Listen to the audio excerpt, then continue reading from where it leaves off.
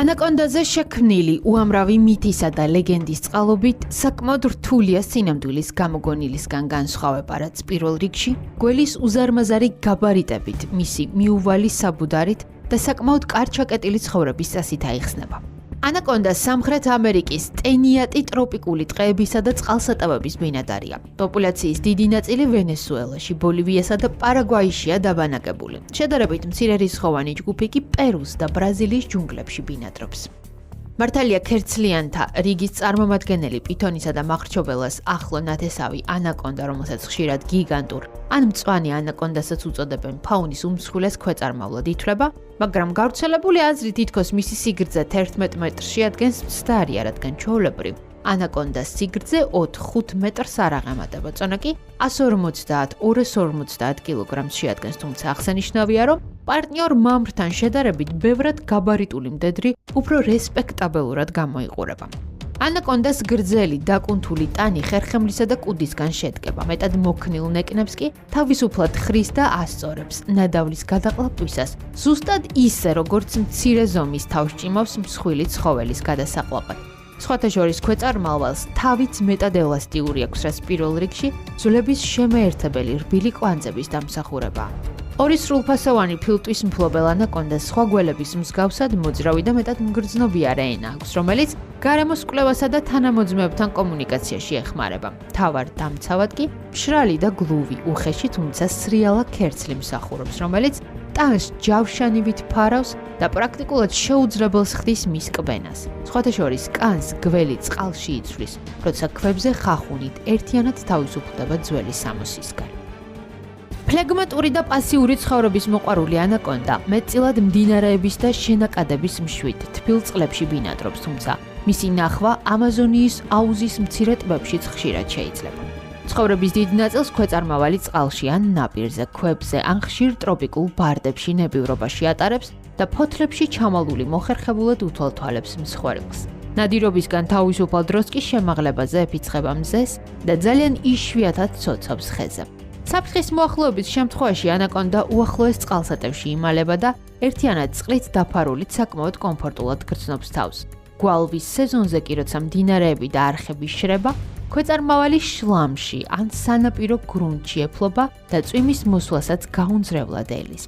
სხვა გველებისგან განსხვავებით, თვალები და ნესტოები ანაკონდას არა გვერდებზე, არამედ თავის ზედა ნაწილში აქვს მოქცეული, რომელთაც მდინარეში ჩამალული. წყლის ზედაპირზე ტოვებს ამოშვერილს და მეტად მოხერხებულად ადევნებს თვალს მსხვერპლს. მტრისგან თავის დასაღწევად სიღრმეზე ჩაყვენთვისას კი სპეციალური სარქველით ხურავს. გიგანტური გაბარიტების მიუხედავად ანაკონდას საკმაოდ ბევრი მტერი ჰყავს კაიმანის ჩათვლით, რომელიც იმავე მდინარეებში ბინადრობს და მსგავსი ცხოვრების წესს მისდევს. ახალგაზრდა ან გამრავლების სეზონის შემდეგ დასუსტებული ანაკონდა პუმას და იაგუარის მსხვერპლი ხდება. დაჭრილი ქვეწარმავალი კი პირანიათა ყურადღებას იქცევს და ვერასდროს ერევა შეტევაზე კოლექტიურად გადასულ მცირე ზომის, თუმცა საოცრად აგრესიულ თევზებს. მტრულად განწყობილი მტაცებლის სიმრავლის მიუხედავად, ანაკონდას მთავარ მტრად მაინც ადამიანი რჩება, რომელიც გველზე მეტწილად მისი ნაზი, გემრიელი ხორცის და ძვირფასი ტყავის ხელში ჩასაგდებად ნადირობს. თავად ანაკონდას კი, რომელიც მითებსა და ლეგენდებში საზარელ ურჩხულადაა წარმოდგენილი, მართალია თავისუფლად შეუძლია ორფეხა მეზობელზე თავდასხმა და დაკბენა, მაგრამ ყოველთვის ერიდება მასთან კონფლიქტს. ერთადერთ ოფიციალურად დაფიქსირებულ შემთხვევად ინდიელთა ტომის მცირეწლოვან ბავშვთა თავდასხმა ითვლება, რომელიც შემთხვევითობადაც შეიძლება ჩაითვალოს. სხვათა შორის პითონის მსგავსად არც ანაკონდას აქვს შხამი, თუმცა მისი ნაკბენი მაინც ძალიან მტკივნეული და ზოგჯერ მომაკვდინებელიცაა. ანაკონდა, რომელიც ერთნაირი წარმატებით ნადირობს როგორც წყალში, ისე ხმელეთზე და მსხვერპლსაც ყოველთვის მოულოდნელად ესხმის თავს, მეტწილად ძუძუმწოვრებითა და ქვეწარმავლებით, მღრღნელებით, მსხვილი წყლის ფრინველითა და თევზით იკვებება. სხვათა შორის მოსაზრება თითქოს ქვეწარმავალი მსხვერპლს ძვლებს ამტრობს მცდარია, რადგან პითონის მსგავსად ანაკონდაც მხოლოდ გულმკერდსა და ფილტვებზე დაწოლით გუდავს ნადავლს. რომანტიკული გრძნობები მარტოობის მოყვარულ ანაკონდას მხოლოდ ოჯახის შექმნის სურვილით უჩნდება და პარტნიორის ძებნასაც აქტიურად იწყებს. ჩვეულებრივ გამრავლების პერიოდი წვიმის სეზონს ემთხვევა, რომელიც ამაზონიის ხეობაში აპრილის თვეში იწყება და დედრი ანაკონდაც სპეციალური ფერომონების შემცველი ნივთიერებით დატოვებული კვალით ცდილობს მამრის ყურადღების მიპყრობას. ჩვეულებრივ ქალბატონის შეთავაზებას რამდენიმე მამრი ეხმაურება, რომლებიც ერთგვარ გორგალში იკვრებიან და რამდენიმე დღეს ატარებენ ამგვარ უცნაურ პოზაში. სწორედ ასე, ერთმანეთში ჩახლართული მართავენ პოტენციალური სასიძოები რიტუალურ ბრძოლებს და სისინით კუნთების შეკუმშვა გაშლით ცდილობენ გორგალიდან სუსტი მეტოქის განდევნას. მდედრი კი ამასობაში ინტენსიურად იკვებება, რადგან იცის, რომ მომავალი თაობის ლოდინში თითქმის 9 წელი ვერ შეძლებს ნადირობას. უკვე ფეხმძიმე ანაკონდა კი აქტიურად ეძებს მზის სხივებისაგან დაცულ შედარებით გრილ თავშესაფარს, რადგან ამაზონიის მდინარეზე საკმაოდ დიდხანს გრძელდება გვალვა.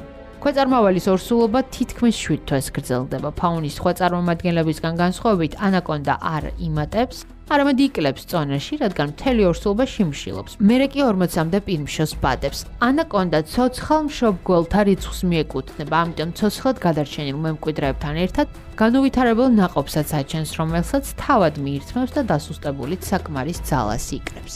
ახალდაბადებული ანაკონდა, რომლის სიგრძეც 50-80 სანტიმეტრს შეადგენს, რამდენიმე საათში ეჩვევა დამოუკიდებელ ცხოვრებას და დედასაც სწრაფად ტოვებს საკვების ძიებაში, თუმცა ხშირად თავად ხდება მცირე ზომის მტაცებლის ან ნიანგის ნადავლი, ამიტომ სრულწლოვანებას მოზარდთა მხოლოდ 9, რომელიც ბუნებრივ გარემოში მაქსიმუმ 20 წელს ცოცხლობს, აღწევს ზოოპარკში კი მხოლოდ 7-10 წელს.